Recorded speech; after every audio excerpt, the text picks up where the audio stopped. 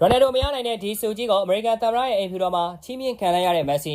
ပြည်သူများလုံးပဲမင်္ဂလာပါခင်ဗျာ234 Sport ကနေပြန်လည်ကြိုဆိုလိုက်ပါတယ်စိတ်ကြည်လို့တဲ့မက်ဆီဟာဘောလုံးသမိုင်းရဲ့ပြည့်စုံသောကစားမဖြစ်ပါတယ်တူချင်းထူးချွန်စုလားအသင်းလိုက်စုမလားမက်ဆီမရဘူးတဲ့ဆုဆိုတာမရှိပါဘူးတချို့တွေကတော့မက်ဆီကိုပုတ်ကက်ဆုရဘူးလားမေးခွန်းထုတ်ထက်ကြပါတယ်မက်ဆီရဲ့ကစားမဘဝမှာသွင်းခဲ့တဲ့ဂိုးတွေနဲ့ပုတ်ကက်ဆုရတဲ့ဂိုးတွေထက်ပိုလာတဲ့ဂိုးတွေများကြီးပါပဲမက်ဆီမရဘူးတဲ့ဆုဆိုတာမက်ဆီအတွက်ဘာမှမထိခိုက်တဲ့ဆုတွေပါမက်ဆီရဘူးတို့လိုမျိုးအိုလံပစ်ရွှေတံဆိပ်ဆုကမ္ဘာ့ဖလားရွှေဘောလုံးဆု2ခုဥရောပရွှေမနဲ့ဆု6ကြိမ်ရဘူးလားပြန်မေးလိုက်ရင်ယူတောင်ခါသွားပါဦးမယ်ကမ္ဘာ့ဖလားမှာအုပ်စုအဆင့်ကနေဖိုင်နယ်အထိအဆင့်တိုင်းမှာဂိုးသွင်းမှုတဲ့တူတဲသောကစားမကမက်ဆီပါတချို့တွေအဆင့်တိုင်းမှာဂိုးသွင်းမှုအနေနဲ့သာရှုံးထွက်အဆင့်မှာတော့ဂိုးမသွင်းဘူးပါဘူးနောက်ပြီးဒူဘိုင်းနိုင်ငံမှာအခြေစိုက်ပြီးပေးတဲ့ဆုကပြင်သစ်တို့ FIFA တို့အမေရိကန်တို့ကပေးတဲ့ဆုတွေထက်ပိုပြီးဂုဏ်သိက္ခာကြီးမားတယ်လို့ထင်နေတဲ့သူကယူနေလို့ပဲဖြစ်ပါပါဒီဆုတွေကြောင့်အစီအနစ်မှာရောတမိုင်းကြောင်းကြီးမားမှုပါအကွာကြီးပါအခုဆိုရင်လည်းမက်ဆီဟာအမေရိကန်နိုင်ငံရဲ့အမြင့်မားဆုံးလူမှုထိုးကျုံဆုစိတ်ဖြစ်တဲ့ The Presidential Medal of Freedom ဆုကြီးကိုအိမ်ဖြူတော်မှာချီးမြှင့်ခြင်းခံလိုက်ရပြီဖြစ်ပါတယ်The Presidential Medal of Freedom ဆုဟာ1962ခုနှစ်ကနေစတင်ပြီးချီးမြှင့်ခဲ့တဲ့ဂုဏ်သိက္ခာအမြင့်မားဆုံးထိုးကျုံဆုဖြစ်ပါတယ်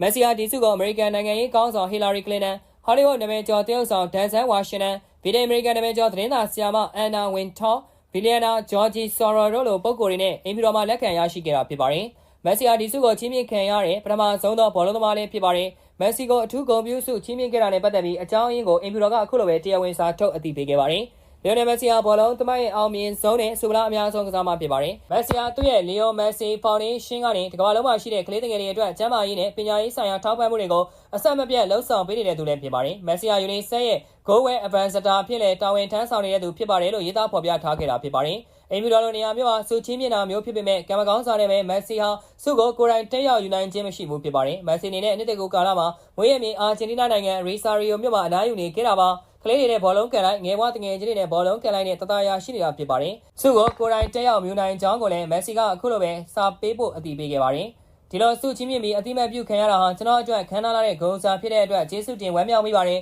ဒါပေမဲ့ကံမကောင်းစွာနဲ့ပဲကျွန်တော်မှာကြိုတင်ချင်းဆိုထားတဲ့ကိစ္စတွေရှိနေတဲ့အတွက်အိမ်ဖြူတော်မှာကျင်းပမယ့်အခမ်းအနားကိုတက်ရောက်နိုင်ခြင်းမရှိပါဘူးဒါပေမဲ့ဒီဆုကိုလေးလေးနက်နက်တန်ဖိုးထားပါတယ်ဆိုပြီးကျေးဇူးတင်စာအပြင်အခမ်းအနားမတက်ရောက်နိုင်ကြောင်းမှာ RSPB ပြန်ပေးခဲ့တာဖြစ်ပါတယ်ဒါပေမဲ့မက်ဆီဟာအမေရိကန်ကိုပြန်ရောက်တဲ့အချိန်ဒီဆုကိုတွားရောက်လက်ခံရယူသွားမှလည်းဖြစ်ပါတယ်ဘောလုံးလောကမှာမက်ဆီရဲ့အောင်မြင်မှုတွေကကြီးကျယ်ခမ်းနားလောက်ပါတယ်သူကကစားမဘဝမှာသူရယူခြင်းသောအောင်မြင်မှုမှန်သမျှကိုအရယူနိုင်ခဲ့တဲ့သူဖြစ်ပါတယ်မက်ဆီဟာဘာမှထပ်မလို့တော့ပါဘူးမက်ဆီကိုယ်တိုင်ကလည်းသူ့အနေနဲ့ဘာမှထပ်မလို့တော့တဲ့အကြောင်းကိုအခုလိုပြောခဲ့ပူပါတယ်ကျွန်တော်ဘာမှထပ်မလို့ကျင်တော့ပါဘူးကျွန်တော်လိုချင်တာမှန်သမျှအကုန်ရသွားခဲ့ပါပြီကမ္ဘာဖလားကကျွန်တော်လိုချင်ဆုံးဆုဖလားဖြစ်ခဲ့ပါတယ်အာဂျင်တီးနားနဲ့အတူကျွန်တော်ဖလားတိုင်းကိုစုခိုးနိုင်ခဲ့ပါပြီဘာစီလိုနာနဲ့လည်းအကုန်ရပြီးပါပြီ PSG နဲ့လည်းရခဲ့သလိုအင်တာမီယာမီနဲ့လည်းရခဲ့ပါတယ်ကျွန်တော်ဘာမှထပ်မလို့တော့ပါဘူးလို့ပြောခဲ့တာဖြစ်ပါတယ်ဘောလုံးပရိသတ်တွေကရောမက်ဆီကဘောလုံးသမိုင်းရဲ့ထာဝရအကောင်းဆုံးကစားမဆိုရင်လက်